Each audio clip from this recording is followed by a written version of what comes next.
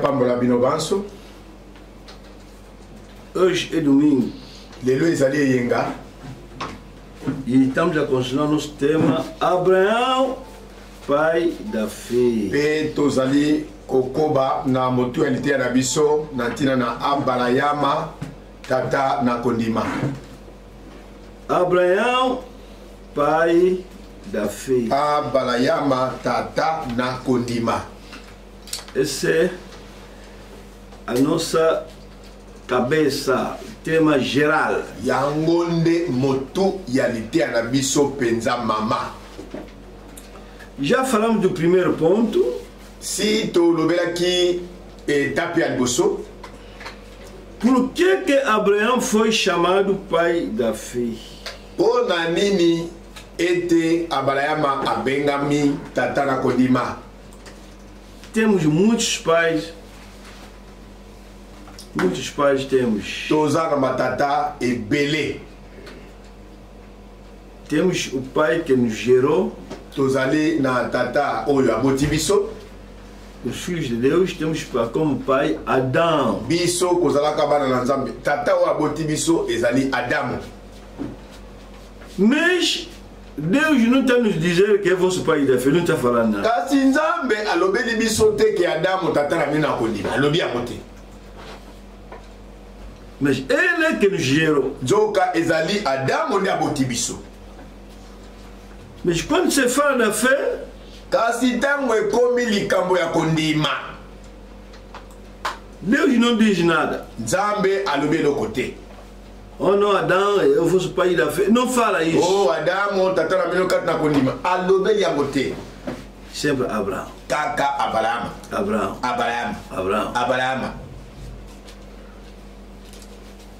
Temos o nosso pai Sete, que é filho de Adão. Tozali pe na tata na biso Seti oyo azali pe mwana ya Adamu.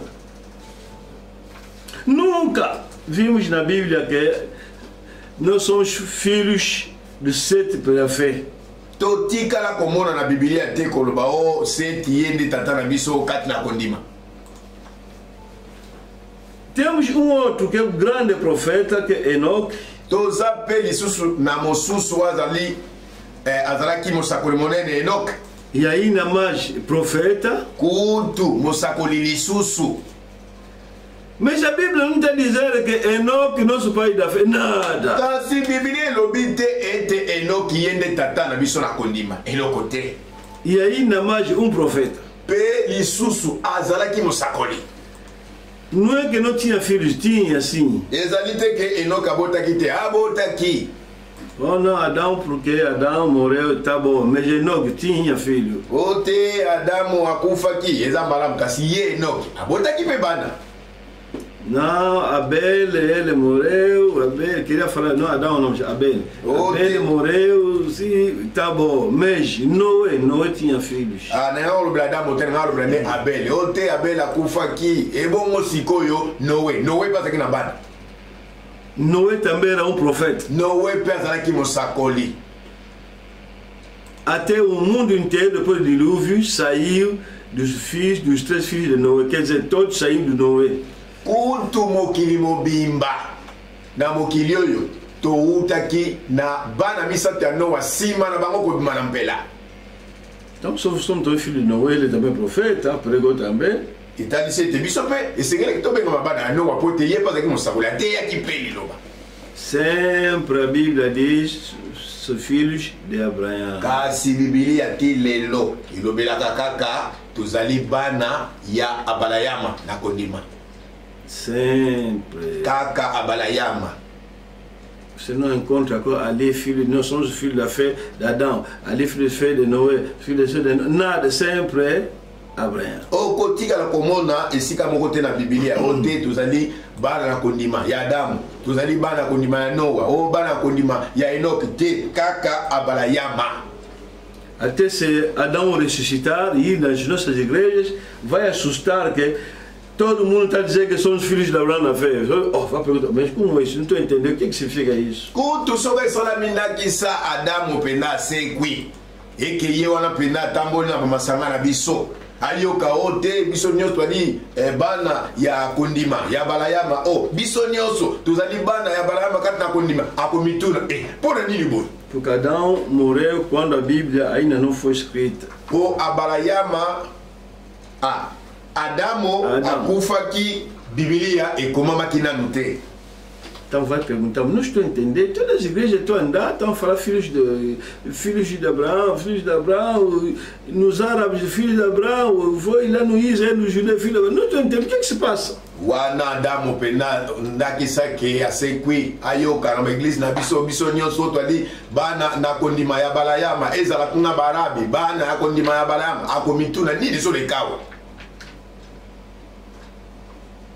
Abraão, nosso pai da fé. Abalayama ye tata na biso kati na kondima. Quando o mundo foi perdido no templo de Nimrod, estátuas entraram no templo de Nimrod, originou muita coisa, feitiço, magia, tudo, muita coisa. Então, o mundo foi mergulhado na idolatria. Nde na tango kosambela ya solo pena nzambe alola ebungaki na mokili na eleko ya Nimrod. Nde nini etonisamaki na mokili ezalaki banzambe ya bikeko. Nde banzambe wana bikeko yango ememelaki biso bakisi basoloka na mokili mobimba. Mas Deus viu uma pessoa, lhe chamou, lhe utilizou, e assim que primeiramente Israel recebeu a boa fé e depois nós também recebemos. Nde Nzambe amonaki moto songolo oyo asepelisaki ye abengaki ye akamataki penda mokumba yango apesaki ye nde kobandana abalayama ti Israele nde tozongisami na bondimi oyo ya solo ya Nzambe alola ti lelo. Abraão recebeu, instruiu Isaac, Isaac recebeu, instruiu Jacó, Jacó recebeu, instruiu os 2 filhos de Israel, os 2 filhos de Israel recebeu e também Jesus disse, bom, agora toma esse evangelho, espalha no mundo inteiro. Abalayama azui yango, alakisi yango pe na Isaka. Isaka yambi yango apesi yango na Yakobo. Yakobo pe abombi yango na ye moko tapesa mabana nezomi na mibale oyo ebengami Israeli. Kuna pe na Israeli Yesu alobi bokamata yango oyo botambola na sango malamu oyo pe na lulenga kosambela Nzambe alola na mokili mobimba. E por isso cada vez que Deus se apresentava os nossos pais, os antigos, sempre dizia o Deus de Abraão, o Deus de Isaac, o Deus de Jacó. Yango wana Nzambe na boyokani ya kala tango azali kokutana batata na biso to pe bakoko na biso nde azali koloba na bango boyebisa bango ete ngai nazali tata Nzambe ya tata na Abrahama, Isaka pe Yakobo. Então, através de Abraão, graças a ele, então a fé no Deus Altíssimo voltou no mundo, se espalhou e nós temos. Ne kobanda na tata Abrahama kondima penza oyo ya solo ya lola epanzani na mokili mobimba ti epai na biso lelo. Oh não pode falar que graças a Abraão também podia escolher outra pessoa. Sim, se escolhesse outra pessoa, aquela pessoa que deve ter nosso país da fé. Okoki koloba, koko zalaka kabalayama te, moto musu pessoa zalaka wana nde elanga zapeta, ezapenda bongo, soki pe moto musu amona na kalibanda ya Abrahama, ngai pe kobenga matata na biso kata kondima. Oh não, même se fosse naquele tempo também, Deus me chamava, aceitava, tá bem, então você que devia ser nosso país da fé. Kaka Abrahama te, soki pe zalaka ngai na tango wana nzamba benga kangai na ngai pe ko simba pela kondima na solo ya solo neko toboite olingaki pe kozala tata na biso na kondima. Mas escolhe a eleição calhou no Abraão. Kasi koponama ya likambo ekweyaki likolo ya Abrahama. Viste, né? Omoni? Calhou no Abraão. Boponami na yango ekweyaki na Abrahama. Então, ele que nos pai da fé. Yende Abrahama tata na biso lelo kati na kondima. Deus lhe elegeu. Nzambe aponaki ye. Então, é nosso país da fé. Yende motabenga mitata na biso na kondima. Sim. eza boye. Agora, esse foi o primeiro sujeito, o primeiro ponto. Etape ya liboso A. Então, no segundo ponto, Etape ya mibale, falamos sobre a fé e as obras de Abraão. tolobelaki na ntina na kondima pe misala ya Abrahama. O que Abraão fez? Ele fez o quê? Ele que fez o que de concreto? Não estou vendo eu. Então, isso que nós vimos no ponto 2. Sim, fez alguma coisa, irmão. Nekokoko mituna. Bongo nini yango penda malonga o Abrahama salaki o ngazomona te. Abrahama amonisaki misala ya kondima na yendeko. Saiu de Ur. Ur hoje se encontra no Iraque. Foi a pé, devagar, com animais, com pessoas aí até Arão. Arão se encontra na Turquia. E de Turquia continuou mais a marcha até no Canaã. O Canaã é Israel, que é tipo alguém que saiu do Iraque, passando pela Turquia até Israel, mas sem viatura, sem avião. Tala Abrahama abimaki na mboka Ur. Ur wana yango de Iraki pardon. Alomwe kuna aeti na Aran wana eza Turki. Atambolaki ye moko tatambolaki na batu na banyama. Alomwe kuna na Aran ezali Turki lelo. Aketi na Kanana oyo Kanana lelo ebengami Israeli. Não, às vezes também apanhou a mulher deles, mas é sempre cansativo. Ote, atambolaki makolo ndenge ni ntango musu bapesaki ye lisungi kasi eza kaka ya makolo elembisaka. Andou no animal. Atambolaki na banyama. Devagar, até Israel. É cansativo. Malembe ti na Kanana oyo eza Israeli lelo eza pena bolembu mingi. Cansativo. Ainda só na viatura, você está dentro de uma viatura, está indo em Kinshasa, Luanda, na viatura, mas fica cansado. Viatura. Utu tango sali mobembo penza na lokalo tomotuka kolonga Luanda tina Kinshasa. Elembisaka te. Elembisaka po eza motuka. E agora, a pé. Siko koleka boni na makolo. Cansativo, irmão. Elembisaka ndeko. Abraão fez muita coisa. Abrahama asalaki makambo mingi. Aguentou no tempo de fome. Anyokwamaki kotambola na ntango ya nzala. Dízimo é ele que institui na igreja. Moko na zomi, toko futa moko na zomi. Ezali Abrahama zongisi yango lisusu na igreja. Não havia a Bíblia, não ia passou para ensinar isso, não havia a Bíblia para ler isso na Bíblia, o dízimo, não havia igreja onde vai escutar isso por inspiração, viu Melquisedeque, lhe deu o dízimo de tudo, e isso que estamos a fazer até hoje. Mokambi azalaki te, Biblia ezalaki te, epai oyo bakokotanga yango mpo bamona ete esengeli kofuta moko na zomi. Ezalaki te, kasi na nzela ya emoniseli nde tata Abrahama akutanaki na Melkisedek, nde eloko wana efutamaki ti lelo oyo tozofuta yango. Esperou até velhice, filho não vem, mas sempre aguentou acreditar naquele Deus. Azelelaki mwana tina konuna na ye bambule bele zela kasi suka atiaki elika na Nzambe pe azwaki mwana. E ainda mais lhe pediram mais esse filho e ele estava pronto para entregar. Kutu lisusu mwana ngo se moko ya likinda oyo bapesaki na nzela elaka.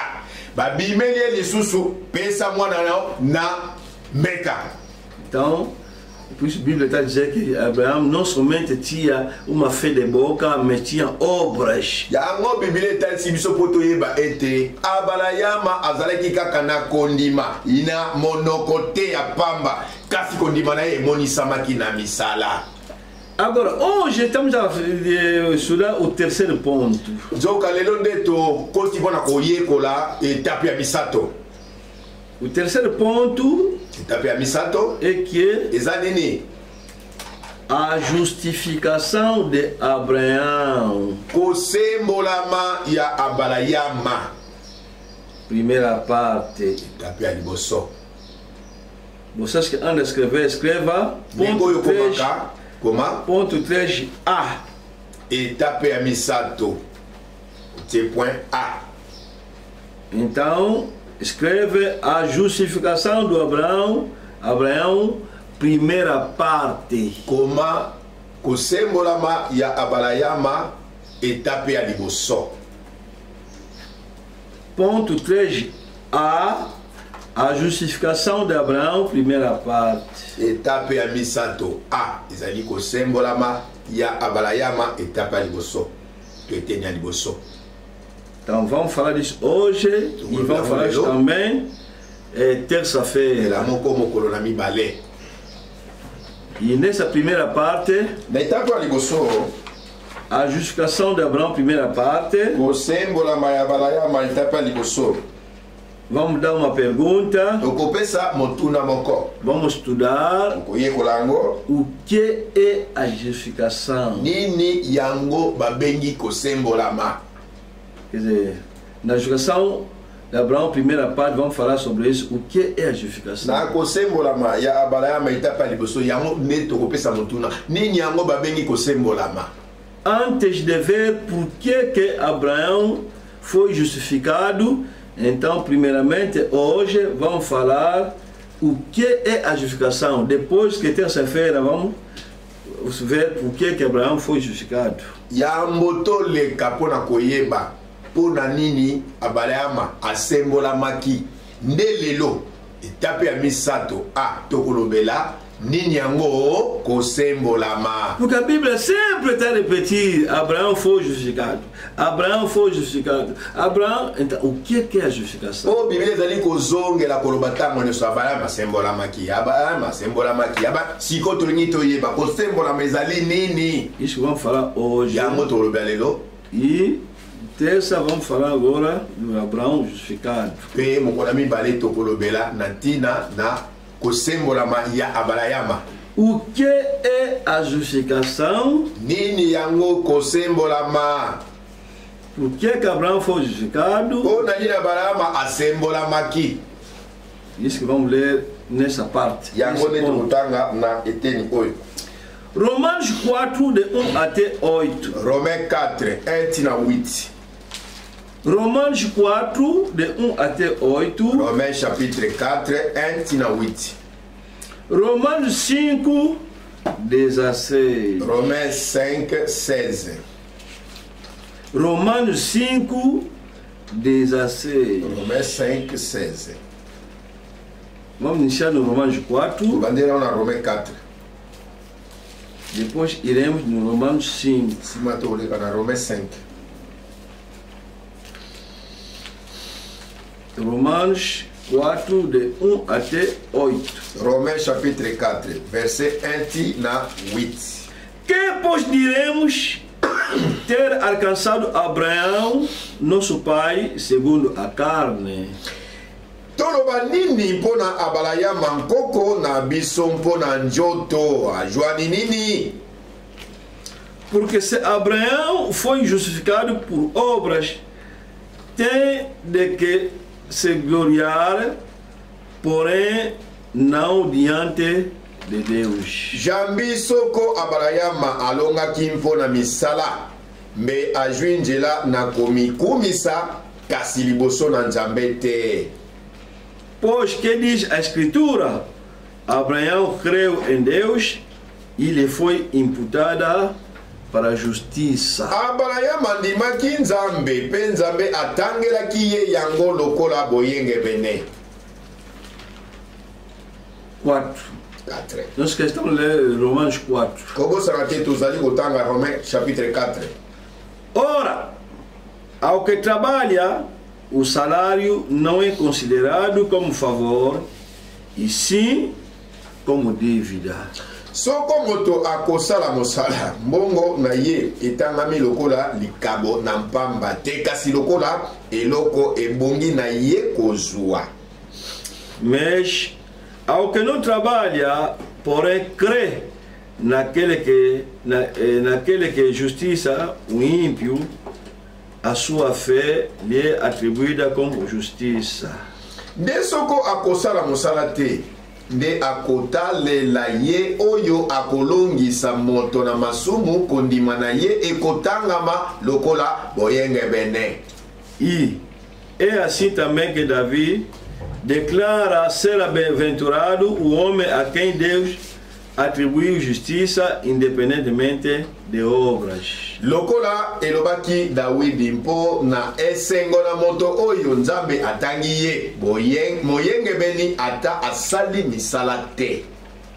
Bem-aventurados aqueles cujas iniquidades são perdoadas e cujos pecados são cobertos. Esengo na ye oyo alimbisami mabunga na ye oyo masumu na ye matikami.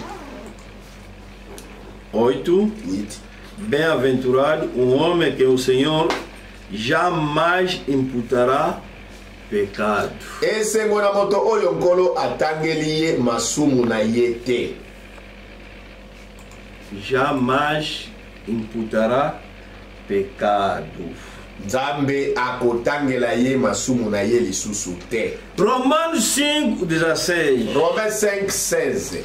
O dom, entretanto, não é como no caso em que somente um pecou, porque o julgamento derivou de uma só ofensa para a condenação, mas a graça transcorre de muitas ofensas para a justificação. Likabo yango ejali motindo mokote na makabo mabimi na lisumu na moto yango moko. Jambi ekateli oyo ebilaki lisumu moko eyeisaki ekweli. Nde likabo na ngolu oyo ebili masumu mingi eyeisi elonga.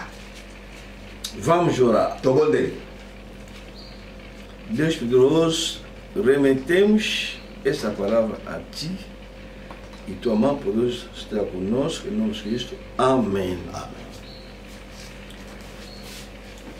A justificação do Abraão. Kosembolama tobo yengebene ya Abrahama. Essa é hoje a primeira parte. Oyo nde etape ya liboso. E nessa primeira parte, Pela etape ya liboso vamos falar o que é a justificação. tokolobela nini yango kosembolama. E depois, terça-feira, Pe mokolo ya mibale vamos falar sobre Abraão. tokolobela ntina na Abrahama. Porque sempre se diz justificação. Abraão foi justificado. Abraão, é que isso, justificação? O É que? Biblia elobelaka ntango nyonso. Abrahama asembolamaki. Abrahama asembolama soki tolingi toyeba kosembolama elakisi nini? É que isso? Ezali nini kosembolama? Abraão foi justificado. Tá bom, foi justificado. Mas significa que? Abrahama asembolamaki. Ezali pena bongo. Sikoyo etalisi nini? Elobi nini? Significa que? Elobi nini? O que é a justificação? Nini yango kosembolama? O que é ser justificado? Que Abraão foi justificado. O que é isso? Ser justificado. Nini yango kosembolama? Po Biblia elobi Abrahama asembolamaki. Sikoyo tolingi toyeba kosembolama elakisi nini? E esse na Bíblia se repete no Romanos, no Tiago, no Tiago 5, no 4, Abraão foi justificado. Abraão foi justificado. Significa que? Sikoyo, liloba oyo Abrahama asembolamaki, na Romains 4, na 5, na Jacques, elakisi nini? O que foi justificado? Quer dizer, Deus lhe fez que? Sikoyo, Abrahama asembolamaki. Nzambe asalaki nini po asembolama? E se foi justificado por quê? Soki pe Abrahama asembolamaki. Sikoyo asembolamaki pona nini? Como? Na ndenge nini? São coisas que vamos falar hoje e terça-feira. Yango ne makambo tolobela lelo pe mokolo mibale. Agora, iniciamos na nossa famosa pergunta. Nde tobandeli yango na motuna na biso pena oya kafo. O que é a justificação? Nini yango kosembolama? Vamos ler primeiramente Apocalipse 4. tokotanga na ino emoniseli to Apocalypse chapitre 4 Para estudar esse termo, o significado desse termo, edificação, c'est que é exatamente otoyekola toyeba liloba oyo kosembolama elakisi mpenda nini to moyengebeni. Apocalypse 4. Apocalypse 4. Vamos ler uma visão do João, apóstolo João. Tokotanga emononeli ya Ntoma Yohane. Vamos ler, sempre saltando, não esquece. Kobosana te biso awa pona ntango totangaka kopumbwa-pumbwa. Apocalypse 4. Apocalypse 4. Depois dessas coisas, quer dizer, depois da visão de 7 eras da igreja, olhei e não somente uma porta aberta no céu, como também a primeira voz que ouvi como de trombeta ao falar comigo, dizendo: sobe para aqui e te mostrarei o que deve acontecer depois dessas coisas. Quer dizer, depois dessas coisas que vão acontecer durante a 7 eras da igreja. Nasima na makambo oyo. Makambo nini? Makambo makoleka na kosale makati na bileko sambo ya eklesia. Oyo namonaki ekuke esili kozipwa na likolo mpe mongongo oyo nayokaki liboso kosolola. Na ngai lokola mongongo na kelelo elobi ete buta awa pe na kotalisa yo makambo makoki na yango kobima na nsima na oyo. 2. Imediatamente eu me achei em espírito e eis armado no céu trono e no trono alguém assentado. 2. Noki nazalaki kati na molimo na moni kiti na bokonzi kati na likolo na mofandi na kiti na bokonzi yango. 3. E esse que se acha assentado é semelhante no aspecto à pedra de jaspe e de sardônio, e ao redor do trono há arco-íris semelhante no aspecto à esmeralda. 3. Mofandi azalaki na motindo na komonana lokola na libanga na yasipi na salali pe monama mojingaki kiti na bokonzi ezalaki na motindo na komonana lokola na libanga na samala. Essa visão é de que? Sikoyo, emononeli oyo ezalaki ya nini? Depois de Deus mostrar João o que vai acontecer durante a 7 eras da igreja, agora lhe chama no céu, onde está sentado Deus, para dizer as coisas que vão seguir. Sima na Nzambe kolakisa Yohane makambo masengelaki kosalema kati na bileko sambo ya eklesia. Nde kuna Nzambe asalaki nini? Abengaki Yohane koloba buta awa. Nde abutaki pe amonaki makambo esengelaki kolanda sima. Depois, apóstolo João subiu em espírito. Nde kuna se sentiu já no céu. Toma Yohane amataki na molimo pe abimonaki na likolo. E vi alguém assentado no trono. Quer dizer, numa outra linguagem, viu Deus. Pe amonaki mofandi songolo na kiti ya bokonzi. Na maloba mosusu amonaki nani? Nzambe. E ele começa a explicar na maneira que ele viu. Pe Yohane akomi kolimbola. Pe la moko emonaki ye. Diz que estava lá no trono. Alobiete azalaki kuna na kiti ya bokonzi. E onde ele estava sentado estava aspecto de pedras. Pe bisika afandaki azalaki ya kozingama na mabanga ya talo makasi. E com arco-íris. Pe na mokalikali. Agora João está explicando que não, mas não estava sozinho. Kasi awa Yohane azolimbra kolo bazalaki ye mokote. 4. Depois 4. Ao redor do trono há também 24 tronos assentados nele, 24 anciãos vestidos de rio, e viu Deus assentado, e está a explicar o que ele viu e o que estava ao redor dele. Awa Yohani simana eko netolama nde azali kolimbolela biso awa nini amonaki kuna na lola omonaka ye nzambe kofanda kitabo konzi mpe nzambe azalaki ye moko te kasi azingamaki na mabanga ya talo mpe na bamikolo oyo bazalaki zingazinga ya nzambe. Isso que ele está relatando aqui. Yango ye azali koloba na biso awa. Depois olhou onde ele estava sentado no trono, viu, vamos ler no 5.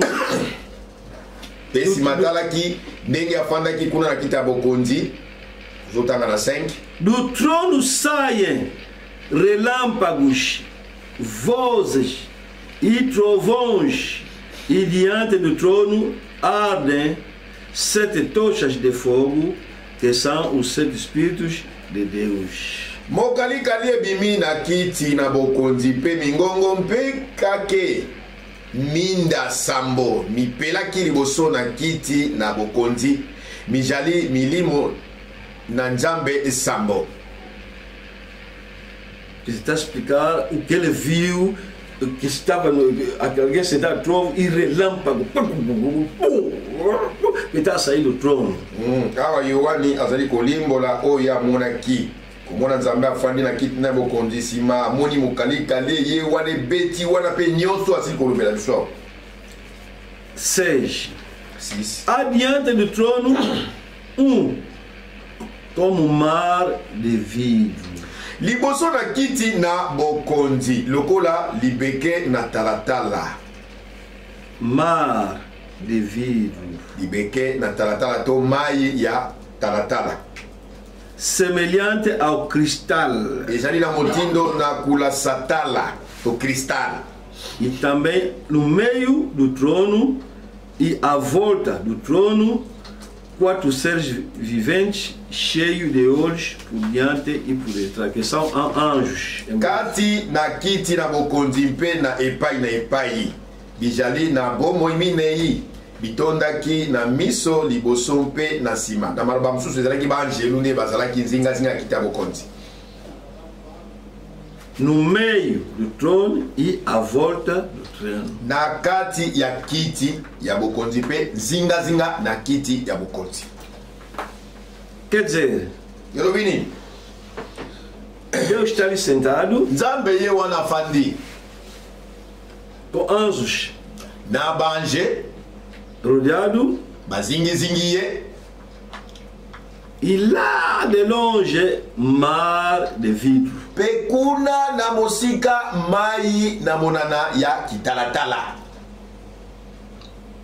Mas o que nos interessa aqui, nesse tema, nesse sujeito da justificação, o que nos interessa é o mar de vidro estava lá à frente. Você não pode chegar naquele homem sem passar pelo mar de vidro. Natinda na lisolo oya kosembolama otolingi kolobela kasi mpona koyebisa biso ete kuna na likolo moto akokaki kokóma na kiti ya bokonzi ya nzambe te soki alekeli nano na mai na monana ya kitalatala te. Quer dizer, Deus está ali sentado, nzambe ye wana afandi rodeado, azingami na baange anjo, bocadinho mais à frente, na mwa liboso na ye viu 7 tochas de fogo, ne amonaki penza ba moto sambo. Bocadinho mais aí, na mwa liboso lisusu 24 anciãos, bampaka zo etuku mibale minei. Continua mais aí, atambo lisusu mwa liboso mar de vidro. ne amonaki mai na monana ya Você não pode. Você, para vir a Deus, primeiramente vai ver lá o mar de vidro te tapou aí. Não passa ainda. Toka yo yambo obelema pene ya kiti ya bokonzi ya nzambe esengeli nanu omona mai oyo ya kitalatala pe nde soko oleki mai wana nde okomi na kiti ya bokonzi ya Nzambe. Amen. Mar de vidro que nos interessa agora. Eloko ezopenza ezali ya motuya mpona biso na litea oyo ya bosembolami ezali mai na monana ya kitalatala. Significa que elimbolami lokola nini? Vamos perguntar ao nosso profeta o que significa esse mar de vida. Totuna mosakoli na biso nini yango ntina ya mai oyo ya kitalatala. Mas antes de perguntar ao profeta, kasi yango toleka na kotuna mosakoli. Uma vez Deus apareceu o profeta Moisés. Mbala moko Nzambe amimonisaki epa na mosakoli Mose. Lhe disse de fazer o plano do templo. Ayebisaki asala mwango ya tempelo. Depois lhe disse também, demonstrou no céu. Atalisie na likolo. Vê aqui, vê. Tala awa na likolo Mose, tala. Vê na maneira que estamos aqui no céu, vê. Tala Mose na lolenge biso toza na likolo, tala. Viste, né? Omoni Mose? Sim. Damoni.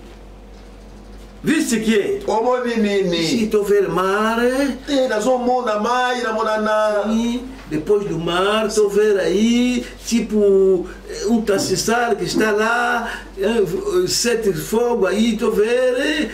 Depois, estou vendo aí, Deus lá no fundo, mas tipo que anjo aí, e que estou vendo. Tá Sima bom. na moni penzambe ki na maboko sambo na moto sambo eza kuna pe sima na moni pena yo wana na kita bokonzi yango peno moni penza. Viste bem.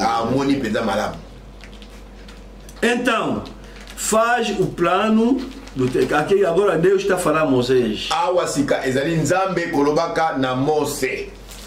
Deus já falou, estou falando hoje, fazer o plano do futuro templo, como será, mas não faz ainda à toa, vê ainda a visão no céu como está, sim, estou vendo mar aí, tá bom, estou vendo aí, sente que tá bem, entendeu? Faz agora o plano. Salela ngai mwango ya tempelo ya mikolomiko ya. Kasi kosala ngona na loyengete. Tala malamu ni nazomona na likolo. Nazomona kuna bambeki na maboko sambo na minzoto nango namoni pe maya kitalatala kusima kitu na bokonzi yango peno omoni. Não faz o plano do templo à toa. Esse aqui Deus ao falar o profeta Moisés. Kosalela ngai mwango ya tempelo pamba te. Nani azomona musakolo ezali Nzambe kolobaka na musakolo Mose. É meu tempo. Ezali tempelo na ngai. Tem que ser semelhante aqui no céu. Ndenge omondeli yango awa wapi na likolo. Mas naquele momento ainda não, o templo não foi construído. Eles usavam o que se chama tabernáculo. Nzoka na ntango wana tempelo etongamaki nano te. Kasi nini ezalaki akotongama ezalaki ba ndako ya kapo. Então fez um modelo que o administrador devia fazer o tabernáculo. De asalaki yango na lolenge oyo bakambia misala basengelaki nakotongela tempelo ya Nzambe. Exode 25. Exode 25. 9. Vamos ler Exode 25, 9. Tokutanga Exode 25, 9. Deus ao falar Nzambe kolobaka na Mose. Nós que estamos a falar o que é justificação. Bobo sanate aotoyi kolobela ntina koyeba nini yango ezali kosembolama. Não é que saímos do sujeito, não saímos do sujeito. Elobite tobimi libanda ya mutualité te tozala kati na yango penza. Estamos a falar mesmo o que é a justificação. Tozali penza na kati ya kolobelaka nini yango kosembolama. Não saímos do sujeito. Tobimi libanda ya mutualité te. Vamos ler Exode 25. Tozotanga Exode 25. Vou ler 8 e 9. Naotanga 8 na 9. E me farão um santuário. Santuário quer dizer, onde que Deus vai estar. A casa de Deus, posso dizer. Me farão um santuário para que eu possa habitar no meio deles. Quer dizer, vocês, Moisés, fala isso no povo de Israel, me faz um santuário, uma habitação de Deus. Yo Mose yebisa ba Israel ete basalela ngai efandelo na ngai oyo abo santo epai nga na kofanda ngai Nzambe. Segundo tudo o que eu te mostrar, para modelo do tabernáculo e para modelo de todos os seus móveis, assim mesmo o fareis. Okosala mongombo pe biloko yonso na kati na yango pela moko emoniseli ekomonisa ngai yo. Quer dizer, elobi nini? Eu vou te mostrar como você vai fazer. Ngai Nzambe na kotalisa Mose ndenge nini okosalela yango. Vou te mostrar como está aqui, e depois você vai ver e vai imitar o que você vai ver. Na kotalisa yo ndenge nini yango ezali awa yo okosala kaka omekoli yango ndenge okomondela yango na likolo. Não, cuidado, Moisés, não fabrica as tuas coisas, hein? Eba Mose kosalela ngai makambo na lolenge na yo te. Não faz só por fazer o que você gosta. Osalela ngai te pelote lokola loyenge ya kibomoto lokola ezalaka guna yo osalela na te bongo te. Na igreja de Deus não se faz de acordo com o pensamento do pastor, do pensamento do pregador, não. Na igreja ya Nzambe basalaka makambo te na gu ya mokambi to na gu ya bapredikateur te. Gosto do dono. Basalaka ngo na gu ya nkolo nango. Nani nkolo? Deus. Nzambe. Hebreus 7. Hebreus 7. Vamos ler mais outra coisa. Não, não é 7, não é 7. Hebreus 8. Ah, Hebreus 7 também. Hebreus 8. 5. Hebreus 8, 5. Hebreus 8. Hebreus chapitre 8. Bom, vamos iniciar só no 4. 4, 5. Hebreus 8, 4, 5. Hebreus 8, 4, 5. Ora, se ele estivesse na terra, nem mesmo sacerdote seria, visto existir aqueles que oferecem os dons segundo a lei, os quais ministram em figura e sombra das coisas celestes. Assim como foi Moisés, divinamente instruído, quando estava para construir o tabernáculo, pois diz ele, vê que faças todas as coisas de acordo com o modelo que te foi mostrado no monte. Soko ajalaki awa na mokilimbe ajali ngangate. Po banganga bajali na inoba oyo bakotombolaka makabo mabongi na mibeko. Bajali kosalela elakiseli mpe elilingi na yango na likolo mpo ete wana Mose alingaki kotelemisa ema alakisami na maloba oyo ete keba ete osala yonso kobila motindo moyekoli yokuna na ngomba. Cuidado. Keba faz da maneira que te foi mostrado. Sala na lolenge elakisami yo kosala. Tem que ser assim. Esengeli zala boye. Não faz como você quiser. Kosala ndenge guna yo te. Eu gosto assim, eu Moisés. Não. Faz da maneira que te foi mostrado. Pela moko emonisingaio. Então, Deus demonstrou primeiro. Nzambe amonisi liboso. Lá quando estava lá na monte a conversar com Deus, demonstrou o modelo. Então, depois de entender, vai fazer. E assim que ele foi, quer dizer, o que se chamamos hoje de tabernáculo ou templo, aquele modelo que está é o mesmo que está também museu. Oyo biso tobengaka tempelo to ema banda kwa kapo. Yango nde modele oyo ekutami kuna na likolo. Quer dizer, foi feito de acordo com o modelo que Deus le ensinou, le mostrou. Etonga melaki na lolenge oyo nzambe alakisaki ye atala sima atonga. Il tinha que seguir Singelaki amekola aquele modelo. lolenge na yango na likolo. É por isso que quando você entra no tabernáculo ou no templo, o modelo é o mesmo. Yango wana emonanaka ntango yo koti na tempelo to na tabernacle lolenge na yango ezalaka kaka ekokana. Talvez alguém vai perguntar qual é a diferença entre tabernáculo e templo. Mba mosusu moko akopesa motuna kuluka koyeba wapi bokeseni ezali kati na tempelo na tabernacle to ema. Tabernáculo é quando Israel estava no deserto. Ema ezalaki ndako ya nzambe ntango Israele ekutamaki wapi na lisobe. Então, para eles orar, adorar a Deus, fazia templo, mas templo portátil. Po na bango balekana kosambela to kogumbamela nzambe esengelaki batonga ema, kasi ema yango soki bakomi bapiki, soki balingi batambola bapikoli batamboli nango. Então não podia ser em bloco. Nde ekokaki kotongama na biliki te. Não podia ser em pedra. Ekokaki kotongama na mabanga te. Porque ainda está no deserto. Po bakutami na nesobe. Então se meter em bloco. Se você batongi yango na biliki. Quando Deus vai dizer, bom, epa, vamos embora, estamos a partir. Vamos fazer como? Soki si kanzambe alobi, libota na ngai, ngonge kokito telema to tambola. Siko bakopikola babiliki. Vão levar bloco? Bakopikola babiliki lisusu.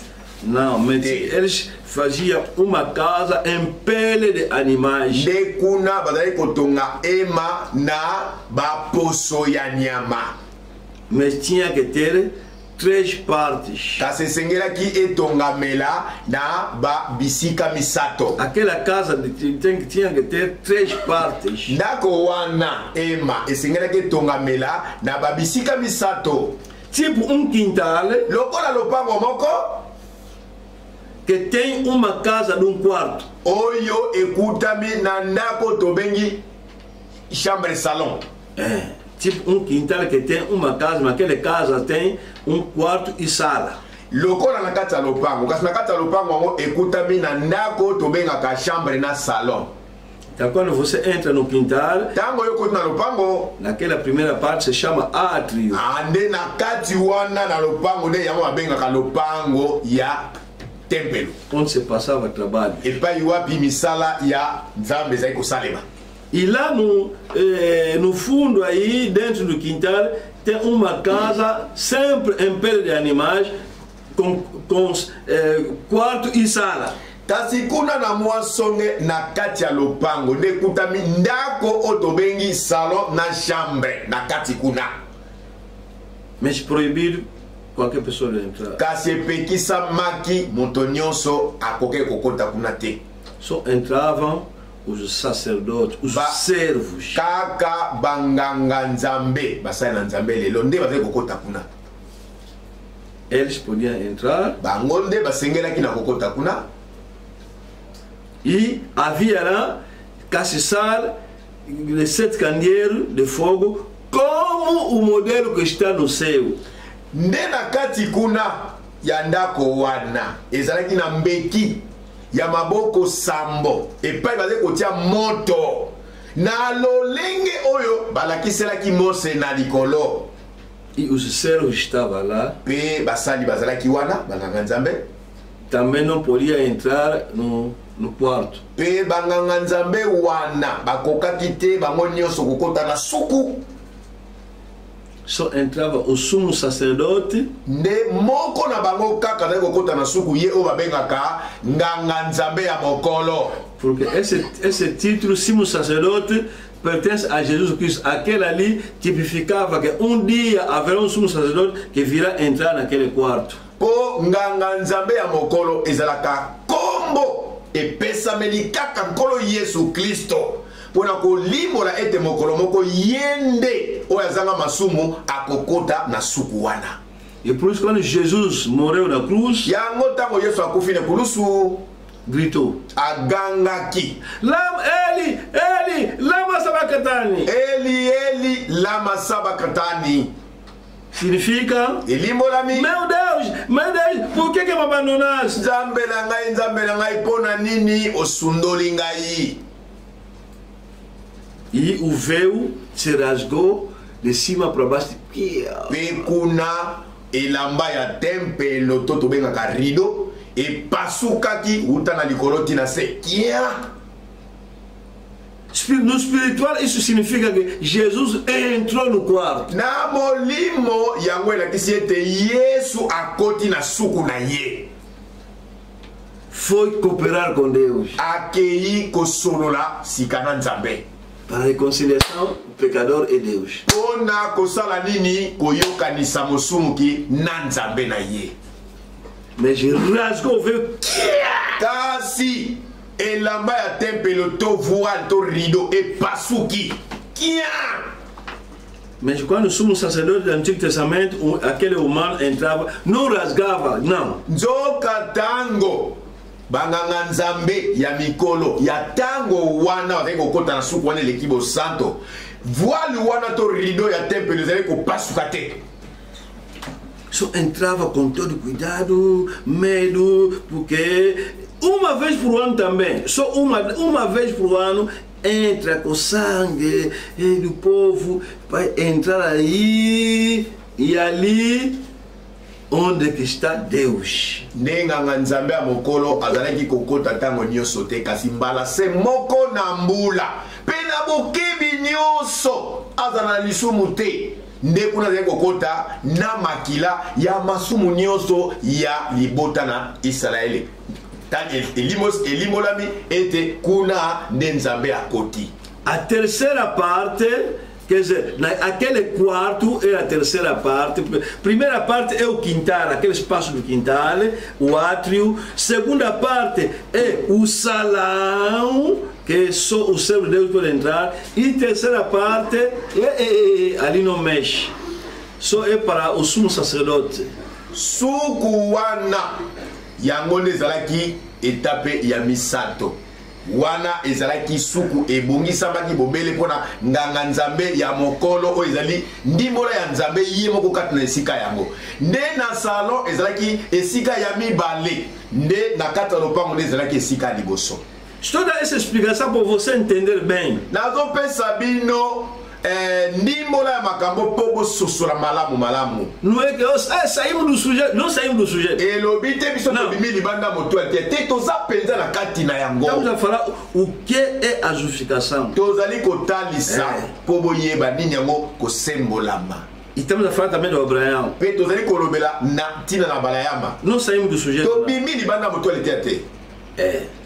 Agora, toda essa explicação simples para você entender que está entrando no quintal, aquele quintal tem uma casa só lá no fundo, no meio, e aquela casa só tem salão e quarto, para vocês entender aquelas três partes como era no templo. Nazo pesa bino ndimbola oyo ya pete poete moko na moko alika na kososola koyeba.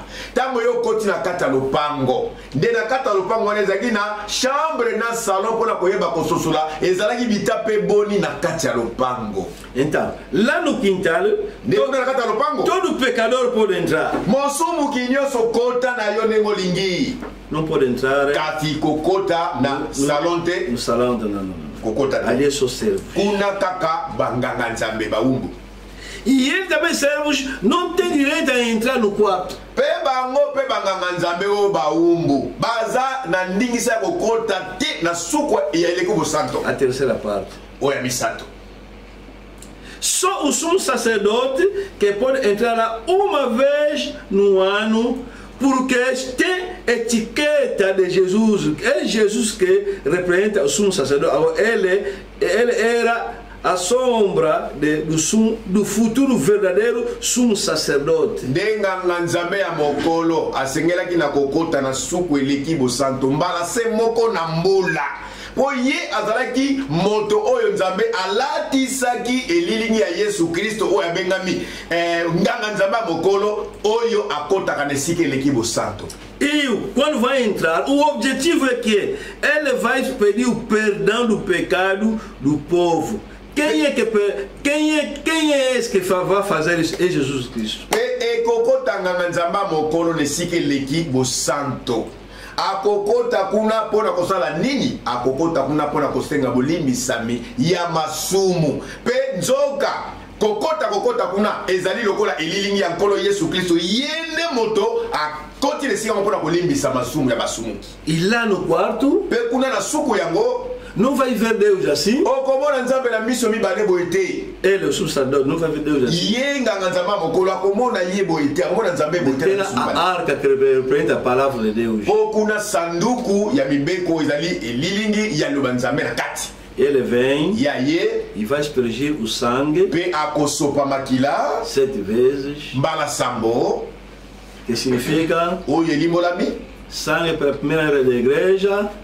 Makila ya eleko ya liboso ya eklesia para os crentes da primeira era da igreja. Ona bandimi nyonso ya eklesia ya liboso.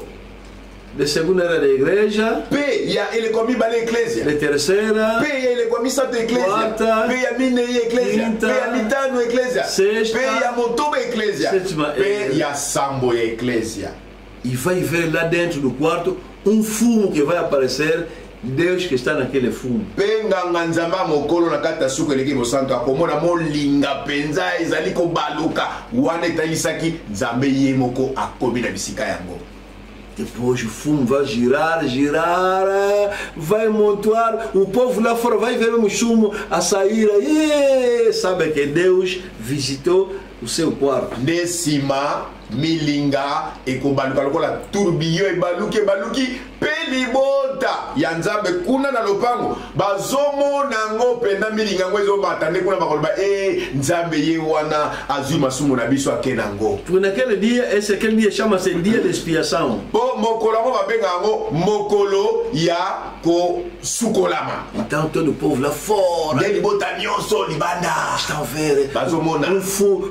Tu vê primeiramente o sacerdote que está a entrar e vai ver fumo aí, uau, tá vindo e calhou lá mesmo no quarto aí, só em direção mesmo do quarto, pá, depois o fumo voltou mais, tipo nuvem e foi. Nde kuna nganga nzamba mokola kokota pesima na kosala ondenge ya tosupamakila totanyango eleko ya liboso eklese mina oya sambo nde milinga ekobanda kobanda lokola tourbillon emati ekena likolo esali lokola lipanta sima elimweke yi. C'est Deus não aceitou. Soki nzambe animi masumu na bino te vai bater sumo sacerdote akobeta mutu liboso nganga nzamba mokolo na kata suku eleki bosanto. Significa que Jesus morreu na cruz para nós. Os pecados são vossos. Mas quem vai morrer é o sumo sacerdote. Viste? Jesus morreu pelos nossos pecados. Significa isso. Mas se tudo está ok, o sumo sacerdote vai voltar. Era dia tremendo. Pessoas não sabem, será que vai morrer ou vai nos voltar? Bana na nzambe na libanda kuna na kata lopango bayebi te soko nganga nzambe mokolo nenga koti wana akobima lisusu. E se morrer, só que a kufeli na kati ninguém. Motota akota bimisa ye. O sacerdote que está lá no salão, banganga nzambe oyo bakutami na salon. O que vai lhes ajudar é a corda que eles meteram nele. Eloko ekosunga bango babenda nganga nzambe ya mokolo akufeli esika eliki bosanto ezali singa oyo bakangelaki ndenga kotaki kuna esika eliki bosanto. Se você quer entender, verso a túnica de padre, vai ver eles andam a meter corda aqui. Soko liboso sola likambo oyo tala nzambala ya sango basango batiaka singa songolo na makolo na bango. nini na nzambala na bango. Quando vai um padre, né? Verso bem, eles têm uma túnica aí com corda. Soki omoni sango alati nzambala. Talai malamu na nzambala komona akangi singa moko kunda na nzambala. Eles imitaram o Antigo Testamento. Bango ba sango ba mekola ki bobele bizalelo ya tempelo ya boyokani akala. Então, eles agora le même soki bayoki kaka makelele moko tolo kito moko ya bokeseni na kati pemba la moko kimi ekoti nde kuna bakotia bango nyonso maboko na mutu o nganga nzambe bokola kufi. Aquele que estava na igreja católica sabe? Oyo nyonso aqui na lingomba mupe ayebi. Quando o padre tá administrar o culto, tango sango azopesa misa. Tem lá aquele jovem que toca a sineta, quando faz um movimento, eles estavam a imitar o Antigo Testamento. Eza bilenge moko batombola kabangonga boye kumone beti makelele eza bobele komekola maya o eze kosala makuna na boye kana kala. Quando ele entra lá sozinho, tango ye moko nganga moko la koti ye moko. Qualquer movimento, levanta assim, baixa, baixa, é isso que você dizia que o sumo sacerdote ainda está vivo. Koningana nyoso ya da kosala kuna na suko lekibo santo. Ile kotala ete ba ngonga wana esala nini estia makelele ngele ezala kitimo tu ngele atomboli ngele adingisi maboko ngele ne kuna ba ko yebela ete nganga nzambe mokolo azara bomoi. Quando Deus vai vir pan, so nzamba kiti pan désapprouvé. Ah soka bonike za bongote asepe na ngote moreu. Ah nganga nzamba mokolo kufi vont le puxar. Kobenda esika na singa.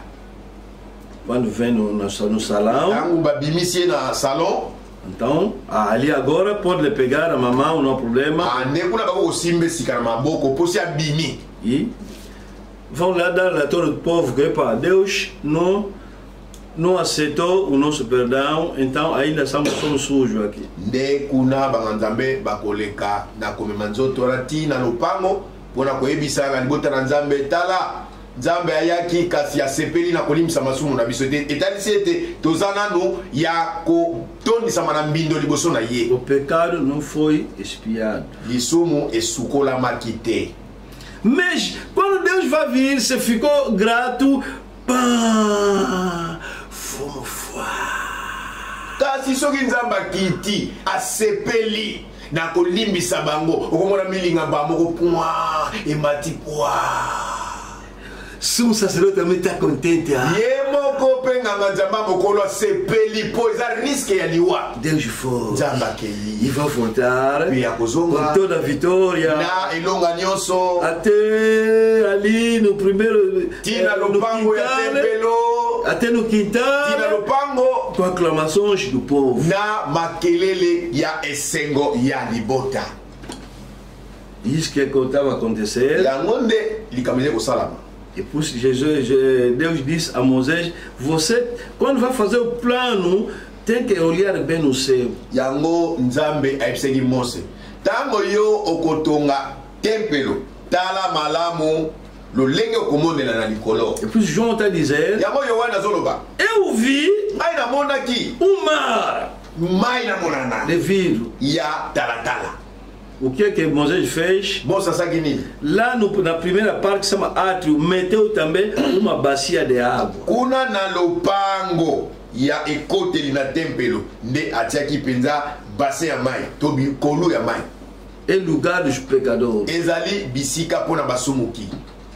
Então, lá dentro, na salão, João disse, eu vi os 24 anciãos vivos, o céu de Deus, são anciãos, 24 anciãos são que uns representam Israel, outros representam igreja. Nde kuna Yohani na kata salon amonaki le 24 anciens bango wana nde etalisi pona koloba ete na kati ya bango ba mutamutu na motango ya tukumi bale na minei nzombe na mibale ezali pona bango Israel pe nzombe na mibale tikali ezali pona ecclesia ya bikolo. E naquele lugar só era eles. Pe na bisika ngona salão ezeka bango. Então Moisés também disse, aqui no templo, cuidado, aqui no salão ninguém entra, só servos. Nekuna mosa ebiseki bango. Tala jene subutikali bo meka okota na salão te. O ba kota na salão abengami banzambe. João diz, vi também lá no fundo Deus assentado. Peyo wana bila boni sukuna na songe. Nzambe afani na kiti na ya bokonti. Com anjos. Na banji. 4. Minei. Se você ver arca também foi assim, Moisés também disse, então, mete lá uma arca, que é a palavra de Deus, que representa a presença de Deus, mas desenha também querubins aí. Sanduku oyo Mose atiaki kuna na esika ezalaki banganga nzambe ezalaki pardon na esika bosanto ezalaki sanduku kasi nzambe ayebisi tia na chaque coin arcange ya nzambe. Quer dizer, elobini o mar de vidro tipificava que o pecador não pode ir a Deus sem ficar puro antes de se encontrar com Deus. Mai na monana oya talatala italisaki mpona koloba ete mosumuki moko te akoki kobelema na kiti ya bokonzi ya nzambe soki alekeli nanu na mai wana te amipetola. O mar de vidro significa que é proibido você sujo se encontrar com Deus, tem que se banhar primeiro. Mai na talatala elimolami na koloba ete yozali mosumuki. Epesa melio ndingisa te ya kokende mara moko okutana nzambe wa leki bosanto. Deus é santíssimo. Nzambe aleki bosanto. E por isso no tabernáculo, aquelas 3 partes tinham nomes. A primeira parte é átrio, onde fica bacia. O salão é lugar santo. E lá no quarto, lugar santíssimo, porque Deus é santíssimo. Yango wana na kotonga ka tempelo Mosa salakini na kata lopango wana ezali esika basumu kine bakozala ne babengi yango parvis. Sikona salon kuna ezalaki le lieu saint. Ne na suku wana oye pai esengelaki sanduku ezala ne babengi yango le lieu très saint. Bazali mosantu mbalami sato. Très saint. Lieu très saint, lugar santíssimo. Porque Deus falou no Moisés, me faz lugar que eu vou habitar na terra.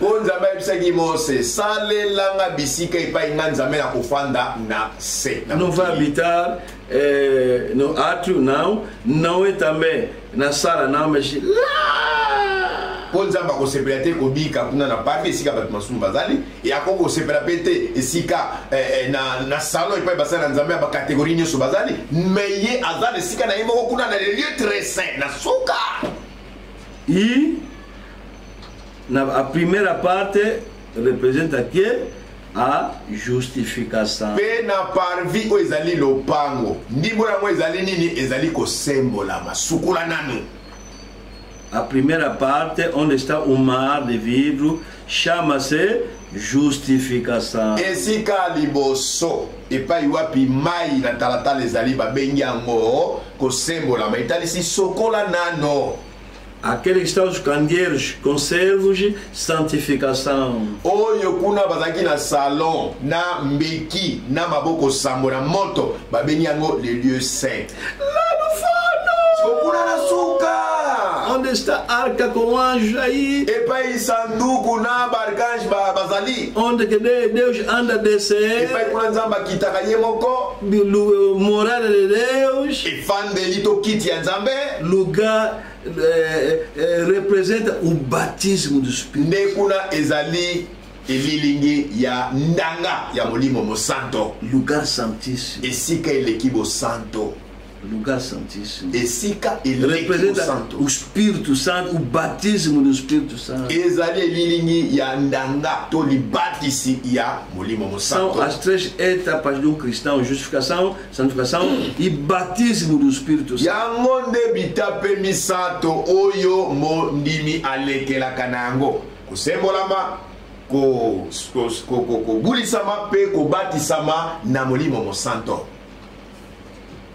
Ah! A pergunta agora, mas por que na igreja não fazemos isso? Não, Jesus já rasgou aquele véu que é. Se ko motura de go pensa bongo pona ni tempo isso na tempo não tô na igreja tu tonga bongo tete. Yesu a passou aqui voile wana ya tempelo penda tra. A passou aqui rideau wana tempelo que para nos permitir a chegar até no batismo do Espírito Santo. Etali si bona koloba nzambe alongoli ba barrière wana yo mosumuki yo moko kende ti epai na nzambe epai libatisa molimo ezali porque o caminho estava fechado. onzela kala ezali na ba barrière ya kokangama Só podia entrar o sumo sacerdote e o sumo sacerdote também estava a entrar só para representar o verdadeiro sumo. Quer dizer, em conclusão, ninguém podia ir lá. pe nana azali kokota kuna esika eleki bosantu ezali kaka nganga nzambe ya mokolo mpe ye nganga nzambe oyo ya mokolo azalaki komikotisa ye moko te me azali kokota kuna na komonisaka elilingi ya moto se moko aza na makoki ya kokota kuna moto azalaka na lisumu te yesu Estava a jogar o papel de Jesus. azalaki bobele kosalela esika yangana ya E yesu todos os pecados do povo está com ele. Você vai morrer, ele que vai morrer. Você vai ele. Quer dizer, estava a jogar o papel do futuro sumo. Mas normalmente ele não tinha também diretamente de entrar lá. azalaki kozwa bobele esika ya nganga nzambe oyo ya mokolo azanga lisumu nde ntango akota kuna soki esimbi te ya kokufa mpona masumu ya bato nyonso mpe na kotala mpenza lokola ye moko azalaki mpe mosumuki akokaki te kokota na esika wana mpo esika na ezaka ya motu moko yesu kristo Então, o caminho era fechado. nde nzela ezalaki ya kokangama. Então, quando Jesus morreu, Eli, Eli, lama sabachthani, o véu que a partir de cima, tipo alguém que estava lá em cima, pegou no véu, pia. Yesu akufi nekulusi agangi kasi yambo akufa gangi Eli Eli lama sabachthani pona nini otiki ngai pona nini osundoli ngai wana mbala moko pe rido esa nini epasuki kobanda Tipo alguém que estava lá no céu, né? Pegou isso e fez assim, acabou aquele lei, asimbi yango alobi mobeko nalingi yango lisusu te alongoli yango. Agora todo mundo pode vir. Sikoyo mosumiki nyonso yaka na yo. Agora todo mundo pode entrar. Moto nyonso kota na yo. Kasi há uma condição. eza na condition moko. Tem lá mar de vidro. Mai ya talatala eza wana libanda. Primeiramente começa lá. Yambo bandana no kosokola wana. Vous savez signifier le mar de vidre. Omoni ndimbola to elilingi ya mer o ya vitre wana. Vamos ler ali Mateus. To kotanga na no Matthieu.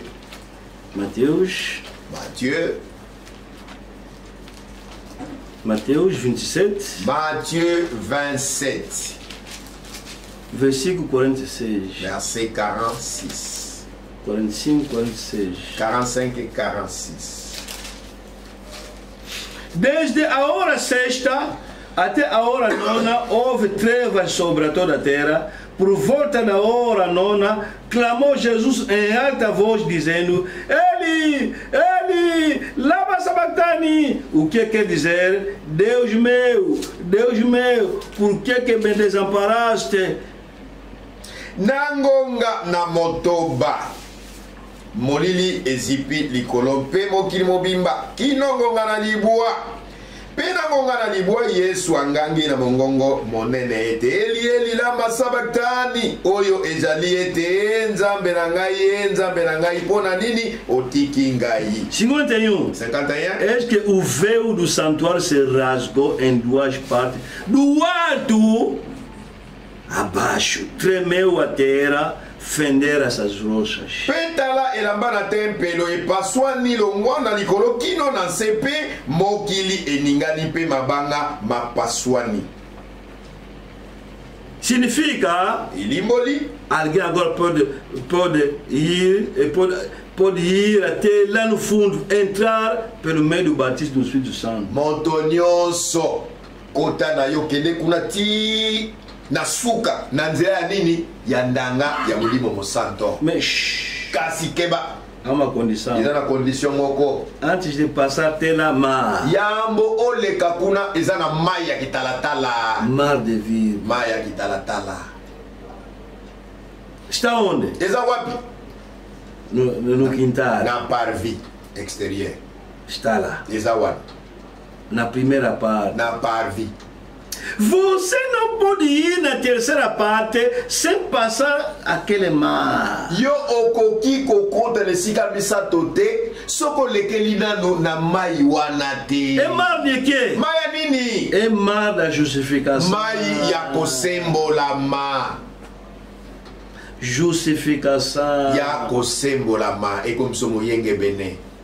Quando você pecou, Tango yo sumuki vai no templo de Israel, okena tempelo ya Israele. você pecador, Yo mosumuki falou no sacerdote, olobi na nganga nzambe eu quero ser puro, ngai na lingi na petolama nganga nzambe pequei, na sumuki vai te dizer, está onde o sacrifício? akoyebisa yo mbeka na yo O ezali meu wapi? sacrifício está aqui. mbeka na ngai yango yo Mais quem o sacrifício quer ser puro? botumbela ngai mbeka na ngai mpona lingi ete mbeko ezala peto mpona ngai ndengaka nzambe Devagar. alembe Ainda não foi lavado. nano esukolami te Tem que passar pelo mar. esengeli mbeka na yo esala nini elekela na mai Lavado primeiro. esukwama nano Devagar. malembe Primeiramente, yambo nano água. mai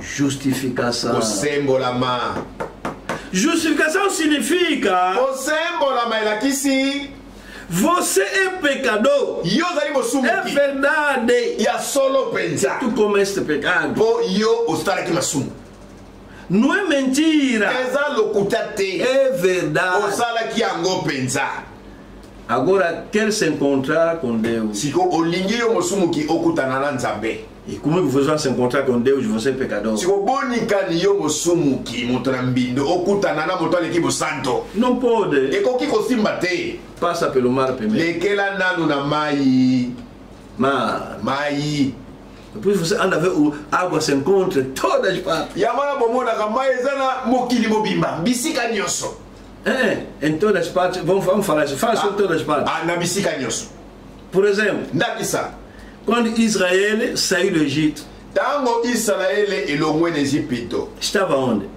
elekelaki wapi No Egito. na Ejipito No lugar do pecado. na esika ya Boa de pecado. talebela masumu wana Ele está ir na Terra Santa, até o nome está dizendo Terra Santa Israel. sikobotala israele kolongwa na Ejipito azokende wapi na mabele esanto na Israel O que Deus fez? so nini nzambe Deus asalaki fez passar pelo mar. alekisaki vermelho. bango na nzela ya mai na montane Irmãos, bandeko tem outro caminho. eza na nzela mosusu Nós estivemos lá em 2015, vimos aquele caminho. Tem outro caminho assim mesmo, que um carro pode sair do Egito até Israel sem passar pelo mar. ndeko na 2015 biso ozali kuna na Israeli nzela mpenza eza nango oyo ekoki kosala ete lokalo elongwa na Ejipito ti na Israeli nzela ezali Esse caminho tem, nós fomos naquele caminho do Israel, até fomos no Egito, mas não entramos. Mas, entretanto, deixamos o mar aí. nzela ezali kolongwa mpenza na Israeli ti na Ejipito biso okotaki na Ejipito te totikaki kaka na frontière kuna mais totiaki mai yango ya motane kuna mosika Saímos do Egito, até lá mesmo na fronteira do Egito. O guia nos disse que está vendo aqueles guardas aí, são guardas da fronteira do Egito. Esse aqui é Egito, esse aqui cuidado, não moçadeiro, vão pensar que é provocação. Vê só, passamos e voltamos no Israel. tolongwe mpenza na Israeli ti na frontière Egypte moto abana kokamba biso atalisi biso abi bomoni basoda batelemi wana botala bolakisa misapi te bango nde bagarde frontière ya nini ya Egypte Nada. vocês têm que passar pelo mar. Kasi nzamba lobi te nzela mabele te lotomo bolekela na mai. Você sabe por quê? Boyebi pona nini? Vamos ler só aqui. Tokotanga ngo awa. No 10, 2 Coríntios 10. Na 2 Corinthiens 10. Vai ver por que passaram pelo mar. Nde bokoyebela pona nini Israeli alekelaki lotomo na mai. 1 Coríntios 10. 1 Corinthiens 10.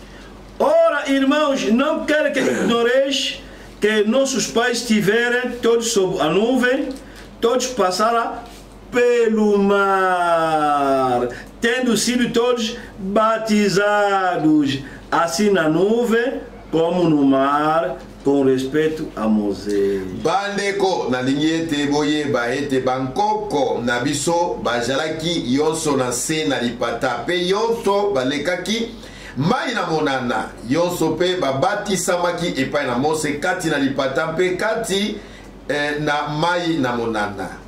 Ele tinha que passar pelo mar. Você não pode ir a Deus sem passar pelo mar. Não, não, não, não, não, não. Esengele ki balekela na mai na motane. Yondeko okoki kokene pa na nzambe te soko lekeli na mai te. Tem que ser lavado pela esengeli osukwama na mai ya liloba. Passar pelo mar. Olekela na mai. Fechou. Mai kangami. Eles foram. E bakendeki.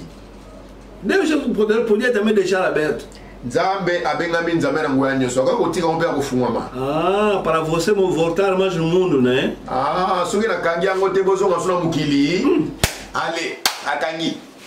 E eles também eram miúdos. Pe bango pe bazalaki bana mike. Não sabia que afinal tem outro caminho aí. Bayebaki te ke na ngambo mosusu ebale ya mai na monana nzela ezalaki. Quando foram, ekendeki bango. Se houver problema, soki likambo ye vamos voltar, vamos voltar.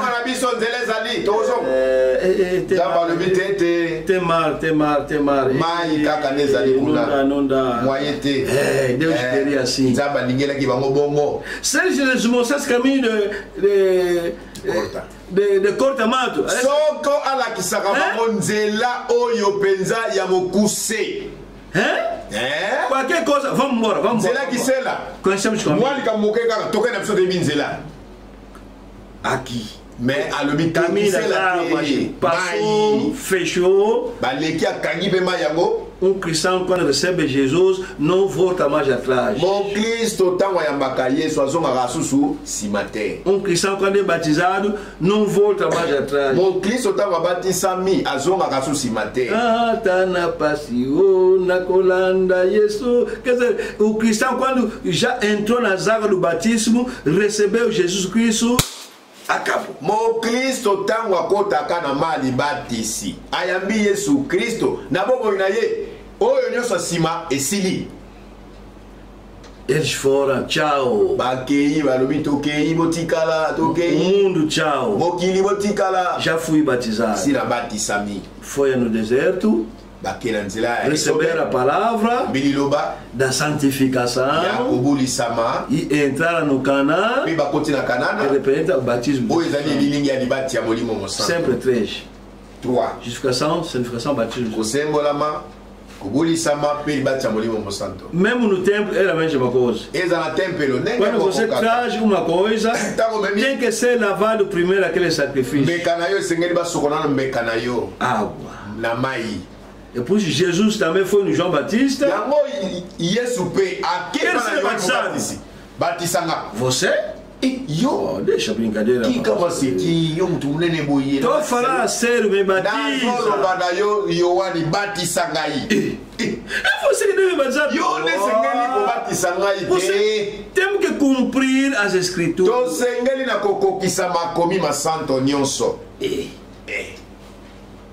O início é esse, água, mar. Já entendeu o batismo?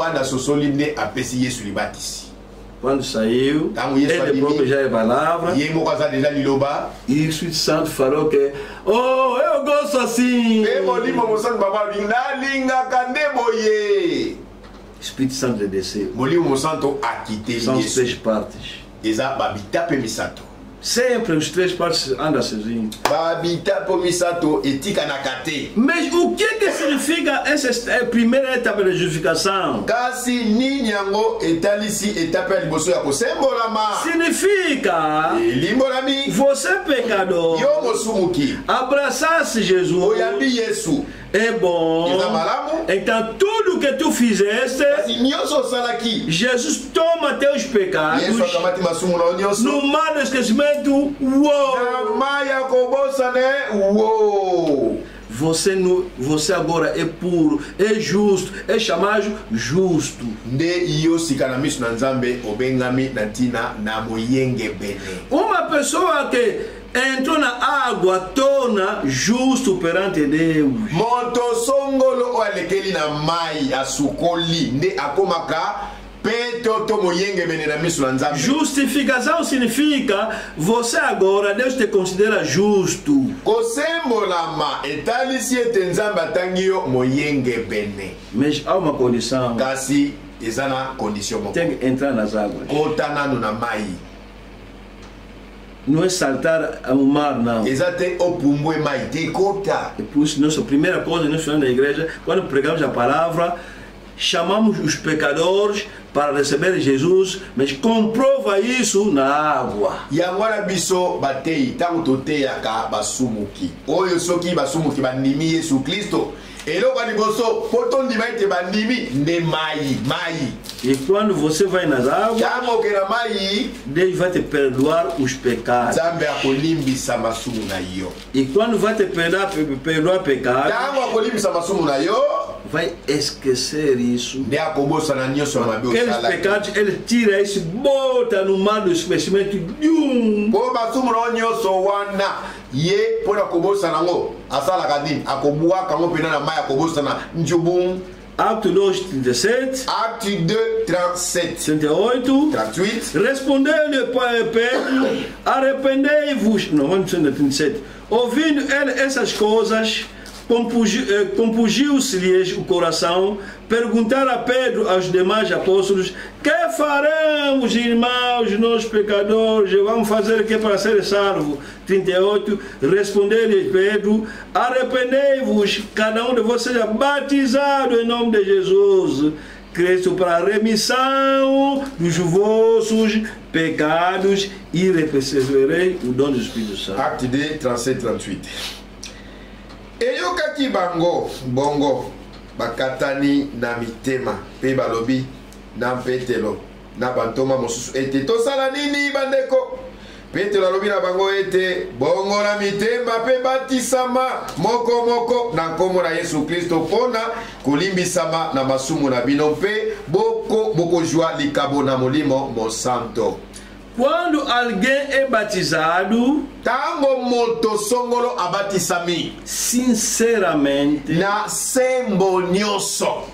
quando alguém é batizado, Deus lhe perdoa os seus pecados. Tango moto abatisami na bosembo nyonso Nzambe abosani masumu na nyonso. Não é só isso. Kaka yango te. Não, ele perdoa. Não está bolsando, perdoa. Alimbisi. É.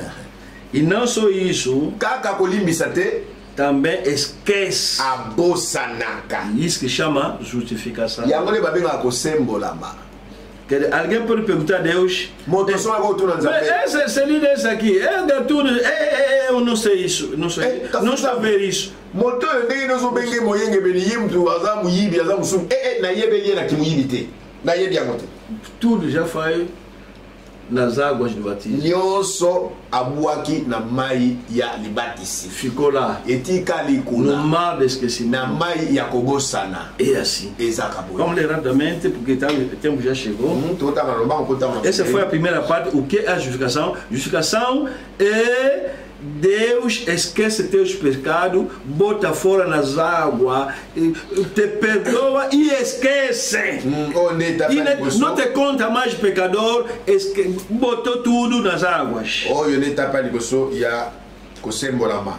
Kosembolama ezali nini? Yo penza otubeli masumu na yo na nzela mai nzambe akamati masumu na yo abwaki na mai abosani nyonso.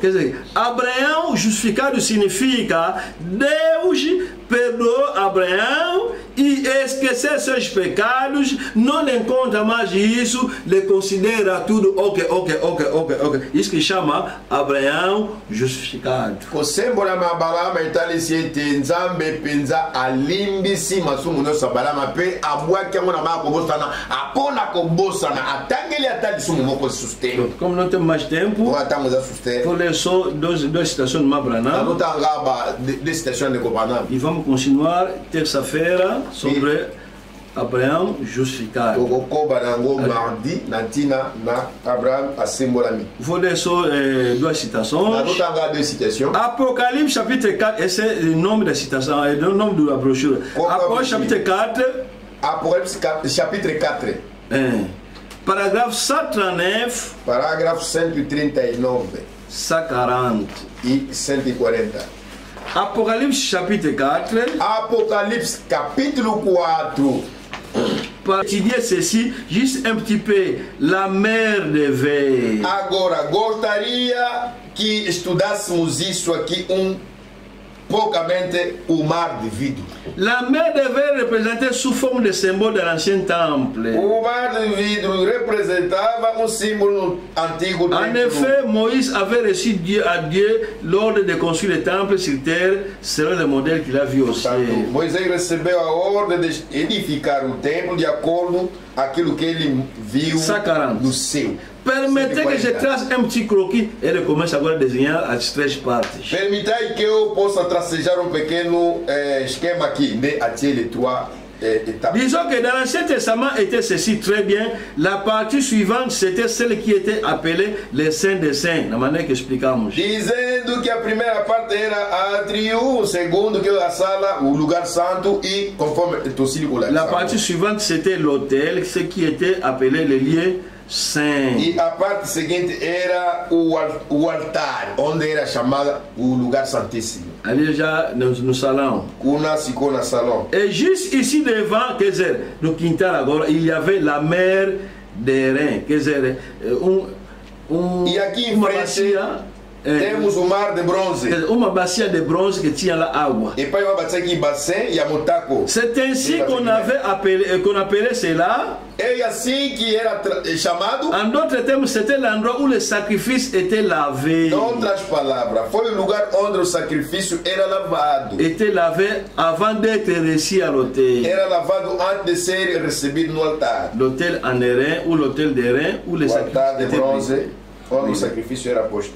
160. 160. La mer de verre, là où le sacrifice était lavé, nous sommes lavés. O mar de vidro, onde o sacrifício era lavado. Quer dizer, nós somos lavados. Lavé par le baptême d'eau de la parole. Lavado pelo batismo das águas da palavra. Donc, vous devez entendre la parole. Boa significação. Ouça então a explicação. Vous devez entendre la parole avant de pouvoir entrer là. Vocês devem ouvir a palavra antes de entrar lá. Parce que l'unique façon, parce que l'unique façon pour vous de pouvoir approcher de Dieu, c'est la foi. Porque a única forma para você aproximar-se de Deus é a fé. Eu li 139, 140, 160, agora 161. Nous marchons par la foi. Nós marchamos pela la fé. Grâce, c'est que Dieu a fait pour vous. A graça que Deus fez para ti. C'est vrai. É certo. Vous avez cru Dieu. Você crê em Deus. Vous croyez en Dieu. Você crê em Deus. Et dès que vous regrettez, vous êtes déjà pardonné. Uma vez você lamenta os seus pecados, então Deus te perdoa. Tem mais outra brochura que eu vou rapidamente, tempo já foi. O nome da brochura é Abraão e sa postérité après lui. Como a brochura, o Abraão e a sua descendência após ele. Abraão e sa postérité après lui, parágrafo 26. Abraão e a sua descendência após ele, parágrafo 26. Abraão e sa postérité après lui. Abraão e a sua descendência, a sua posteridade depois dele. Esse é o nome de uma brochura. Como é a brochura? Regarde dimanche le 23 avril 61. Regarde domingo 23 de avril 61. Et vous lire 26-27. Eh bien, nous voyons qu'au chapitre 15 de la Genèse, eh bien, c'est là que Dieu a fait autre chose pour Abraham. Eh bien, estamos a ver no Gênesis capítulo 15, é ali onde Deus fez alguma coisa para Abraão. Eh bien, comment avons-nous appelé? Comment a-t-il appelé Abraham? Par la foi. Como que Deus chamou Abraão? Pela fé. Il l'a appelé par la grâce. Il chamou pela graça. Il l'a sauvé par la grâce. Il salvou pela graça. Il l'a justifié. O justificou. A bolsa animação. Ele esqueceu o pecado de Abraão. 27, vou acabar aqui. 27, não se lá. Alors, comment avait-il appelé Abraham? Então, como que ele pôde chamar Abraão? Genèse 12. Genèse 12. Donc, par la foi, pela fé. La justification par la foi. A justificação pela fé. Il a ensuite appelé la postérité Abraham. Depois chamou a posteridade de Abraão. C'est par la foi, par la justification. Eh bien, Abraham n'avait pas totalement obéi à Dieu. E pela fé, pela justificação, e bem, o Abraão não obedeceu totalmente a Deus. Quer dizer, Abraão não era homem perfeito. Abraão azalaki mutu azanga mpambela te. Tinha também erros. Azalaki pela mabunga. Mas como recebeu Cristo, recebeu Deus. Kasi lokola ndimi Nzambe. Então Deus também esqueceu os seus defeitos. Abraão justificado significa Deus sabe que Abraão, embora que ele acreditou, mas não é perfeito, tem também erros.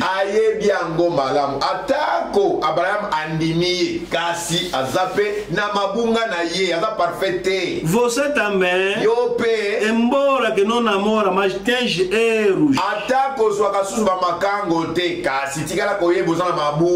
Muitos pensa mal nos outros, fala mal, escuta mal, às vezes esquece, começa a se zangar à toa. Mas Deus, que é bom, que não olha o nosso passado, não olha as nossas culpas, nos recebeu, perdoa e justifica. Que Deus abençoe muito.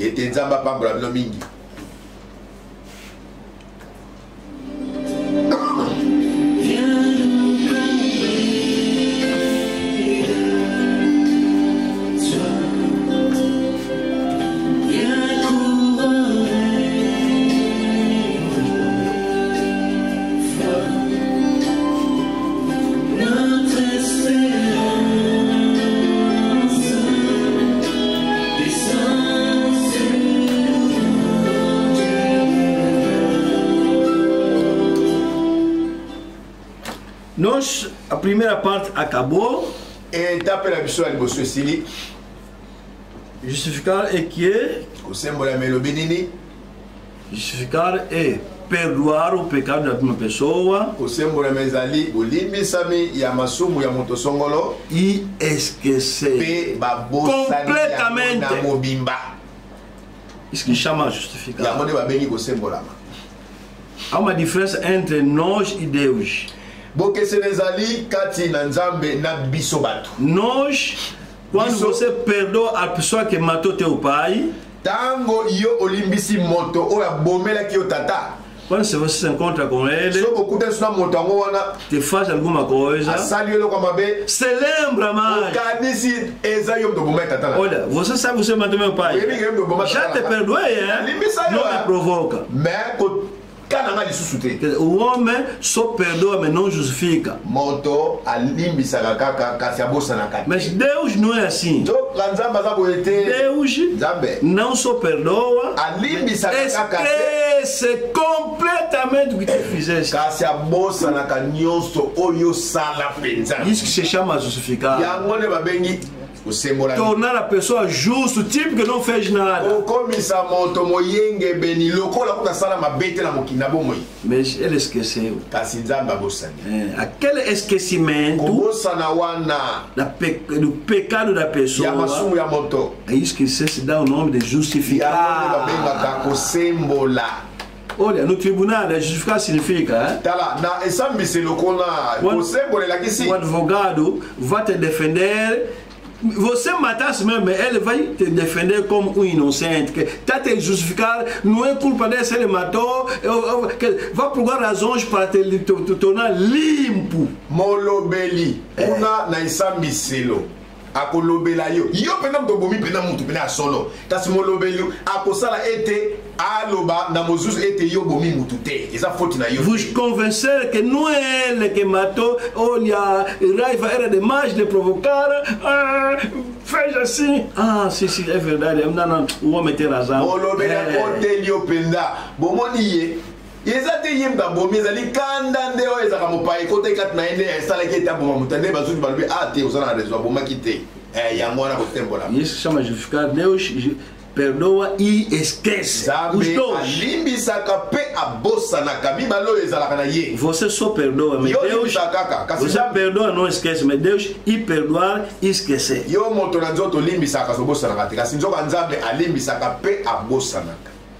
Vamos continuar essa terça-feira. Para dar alguns exemplos, porque estamos a falar sobre Abraão.